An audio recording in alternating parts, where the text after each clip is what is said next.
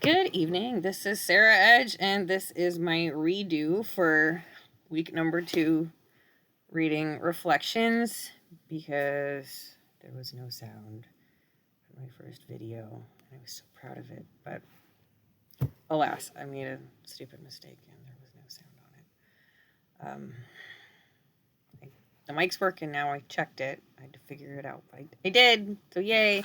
Anyway, let's get to the readings.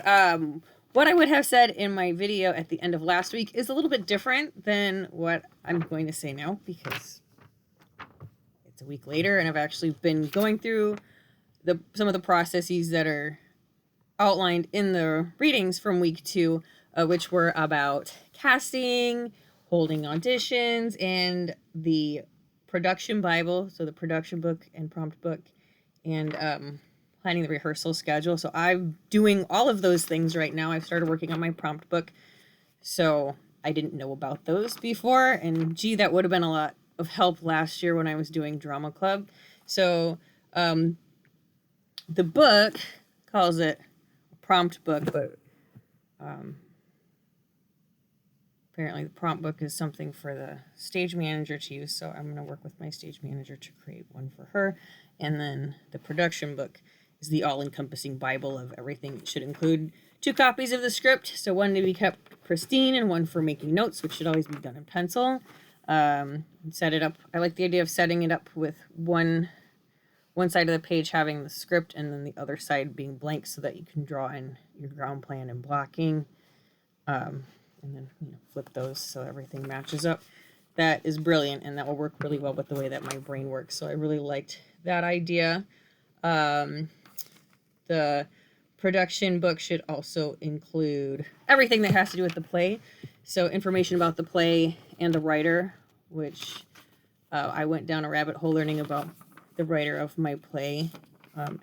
In the middle of reading the chapter, I stopped and went through that and learned that the ending of the play was very different from what I had thought it was, because I made an amateur mistake and assumed that everybody knew the ending of the story, but it's a more modern take with a much happier, empowering ending. So instead of ending with Pandora causing suffering and wallowing away in a pile of doom and gloom and the world blaming women for everything that's wrong, she learns how to harness her curiosity for good, and hope ends up being a result of her hope and determination, and she ends up redeeming herself by saving the human race in the end of the version that I'm doing. So I think that's way more progressive and empowering for students and women.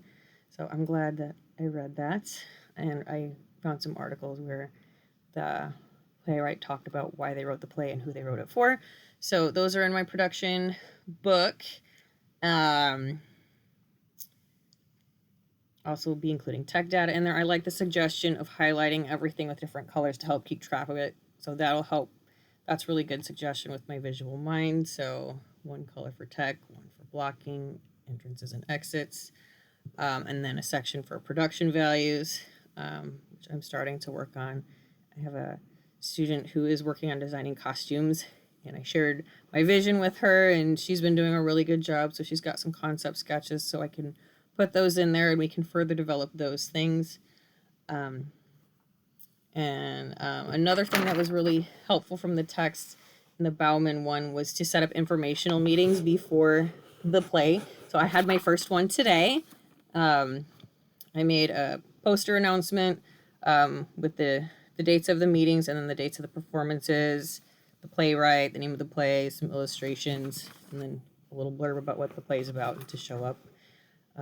And I put that on the parent square, so the email that goes out to everybody in the school. And I set up a Google Classroom for anybody who's interested in the play, and I'll eliminate people who aren't going to be a part of it as they leave, or add people as they join, so that all the information about the play can be found online easily for the students. So I posted a copy of the script ahead of time, because one of the books suggested putting the script online, or making the script available for people who want to audition so they can see what the play's about, especially if it's for high school and middle school kids, instead of just doing a completely cold reading, having them get a little bit more familiarized with the script. So yeah, I had an informational meeting. I set up a Google slideshow that had pictures of different artists' interpretations of the characters and of the setting, Mount Olympus, what Greek houses look like, what the Greek sea looks like during a storm, and then a tentative copy of the schedule. According to the books, you need to schedule about 1 hour of rehearsal per minute of performance. Our little play is only about half an hour long, and we can only have after-school rehearsals 2 days a week after school, just because of how the schedule is.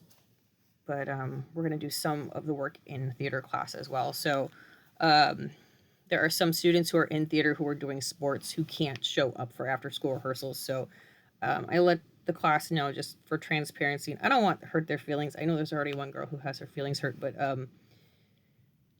let them know if they can't show up for the after-school rehearsals and the in-class rehearsals, then they probably aren't going to be able to get a lead, but they can play a more minor character and make some props or do something. So there's some way that they can be involved, and then maybe in the spring, if they're not in sports, they can go for a lead then. Both of the books said that being transparent about the casting process is very important to help minimize hurt feelings, although they're going to happen anyway. And I liked the book suggestion that if you have two equally apt students auditioning for the same part, to give it to the upperclassmen. I think that sounds really fair. And it'll help me make decisions, because I can be very indecisive at times. Another thing that I found particularly helpful was to spend the first rehearsals ensemble building, and then working on character building, or character analysis and development, so that the students can accurately portray their characters. I didn't do that with drama club last year because I had no idea that was important, but to really understand the why that motivates the characters to do the things that they're going to do, I think will help bring a more authentic experience to our acting. The book also said practice auditions would be really good for inexperienced actors, so we did a half-hour info meeting and then half-hour practice auditions today. They went really well. I had some students show up who I didn't know, so I met some new students today who are really good actors, and then one of the students who's in my theater class, who doesn't usually try to get attention and kind of sinks back, auditioned for one of the main parts today and did a really good job. I was really impressed. I think the practice auditions in a small group were particularly helpful for them.